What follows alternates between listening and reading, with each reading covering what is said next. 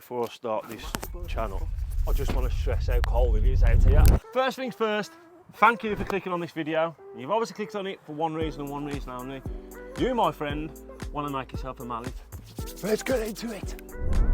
So what we're going to do today is, seeing as we've got some lovely offcuts of some real nice hardwood here, we thought it was a perfect opportunity to make a new mallet, but we're going to do it a little bit differently, and we're going to show you how you can use a trend faceplate jig to cut the mortise in the mallet head.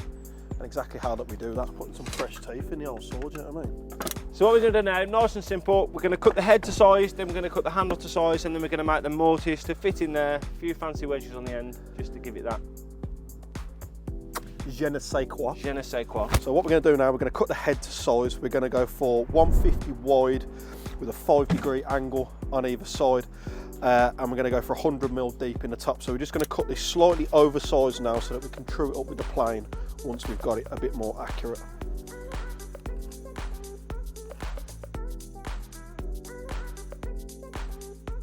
So there we have it. That is our head marked slightly oversized, the 5-degree angle coming in from either side. We haven't made it too big because with it being a big heavy chunk of oak, the last thing you want is for your mallet to actually be too heavy when you're using it over and over again. Don't want any repetitive strain, so we've made it a nice comfortable size to use. Now we're going to get it clamped up on the bench and cut it roughly to size. How far is this blade going to get through? That is the question.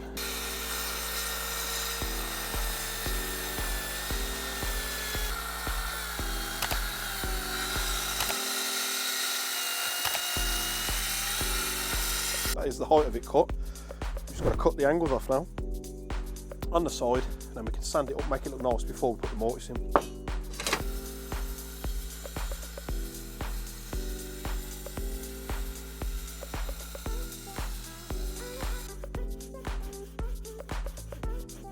So now Dave has cut the head. All I'm going to do is go over it with a disc sander, nothing special. This is to take the lumps and bumps out of the oak itself.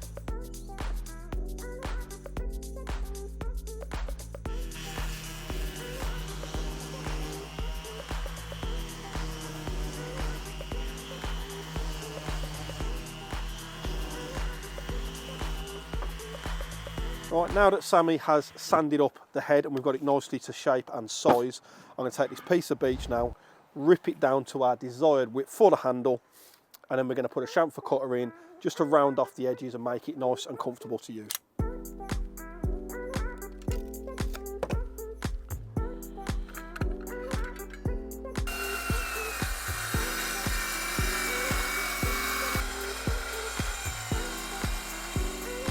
So, now that it's ripped down to the right width, I'm just going to place the head on there so that I can double check and make sure that I'm happy with the overall length, which we're going to go for as being 350mm, which is just shy of 14 inches. So the handle is now cut to length. I'm just going to mark all the way around it on all the sides just to show where we're going to stop our chamfer short of the tenon at the top, and to allow for a nice little bit of flare for grip at the bottom of the handle.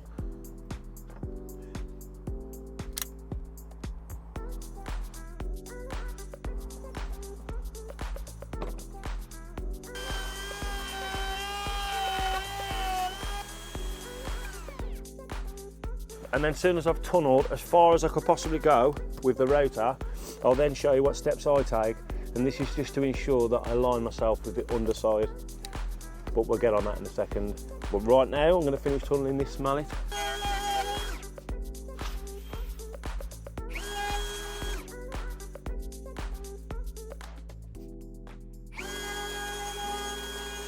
So now I've gone as far as I possibly can go with the rotor. I know that I've gone just past halfway, so now when I start the bottom end, I know that I should meet up. Now the question is, will I make this perfectly in line? That is the big question. However, as you can see, nice tunnelling hole, nice and neat. All we've got to do then is just notch out the corners. But this, I mean, I know there's a lot of ways to do it, but this is what tools we have. I mean, both myself and Dave, we both work on sites. We haven't got our own joinery shop, and we haven't got those enormous, huge, massive chain mortars would be handy. So yeah, let's start on the bottom. So I know now that the fence of my jig was on this edge, so it's important to ensure that you still keep with the same edge, and that hole that I've gone through, which you can see the small dot there, it's important again for that to be completely central to my wood. Now, explaining that to you, I've completely missed track on what side my guide was. Okay, we're going to now clamp it up and tunnel out the bottom edge.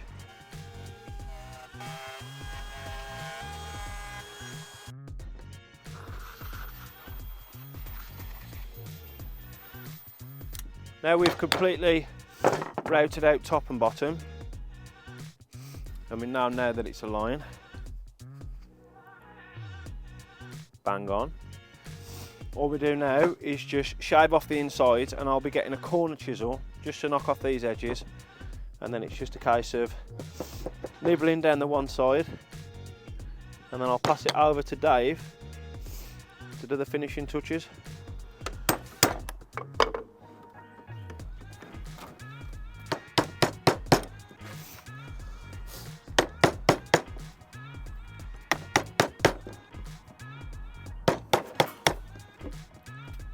Right then, now the mortise is in the top of the mallet head ready. What we've got to do is put a bit of shape to this handle just to make it more comfortable to use. So what I've done is I've marked all the way around it for a little flare stop at the bottom, and obviously just a bit deeper than the thickness of our head. I'm going to put a chamfer on it now, give it a bit of a sand up, and then we can put a cut in the top, get it ready to fit the top of the mallet head, and put a nice wedge in the top to secure it. I mean, you'd have thought you'd have got the wedge ready. It took longer to get that wedge out of your pocket than it did the actual Just cut video. that bit out.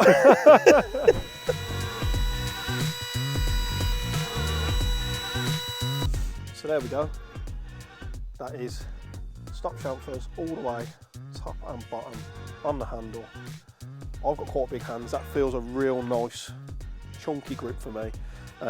So we're going to go with that now. I'm just going to give this a bit of a sand up, give it a bit of a clean up, and then we can look at assembling everything together.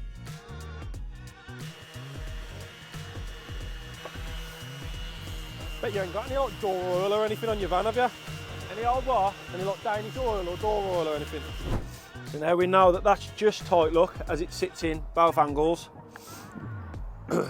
All I need to do now is just slightly sand down the one edge, ever so slightly. I only take down 1/2 mil.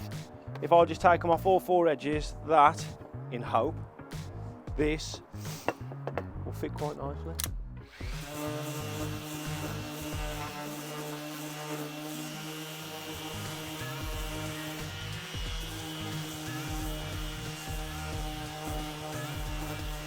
So now all I'm going to do is I'm going to mark that side will match with that side.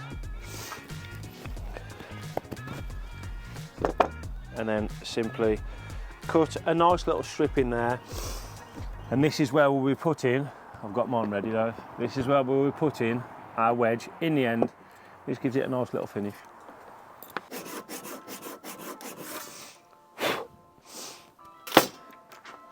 Now I'm happy with that. I'm going to need a mallet to put the mallet in the handle. Put the head in the handle, should I say? Oh, just listen to that noise. Hold on. Little creak. Let's put it next to a mic. I've got it stuck. It might not be stuck. Sam's just not very strong. Right.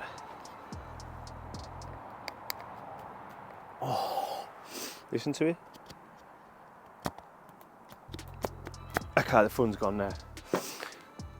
Right then, we need a block of wood and a hammer.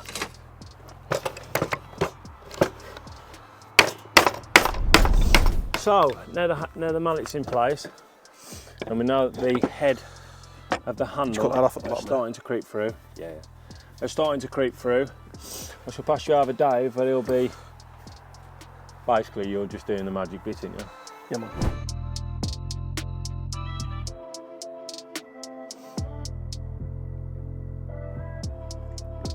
Nice little wedge in the top.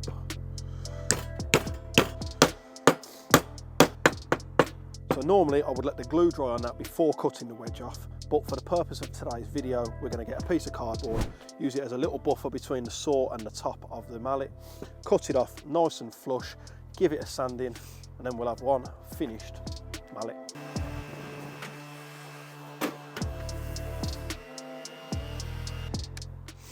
And there you have a nice oak mallet, beech handle, with a nice dark bit of our hardwood as a wedge. What can we hammer next, mate? So there we have it. That is our wooden mallet build complete. It shows you that how easy it is to actually do with just a few tools out on site. It's not perfect, but the wood we were using was offcuts.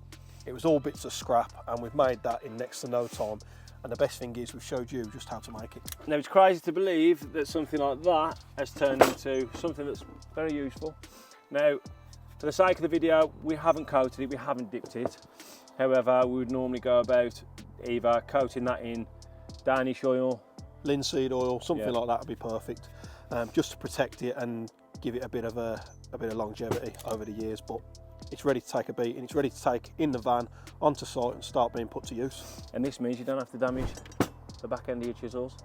Thank you for watching. Let us know what you think, how you would do it, and we'll see you on the next one. And if you do decide to make one, make sure you let us know.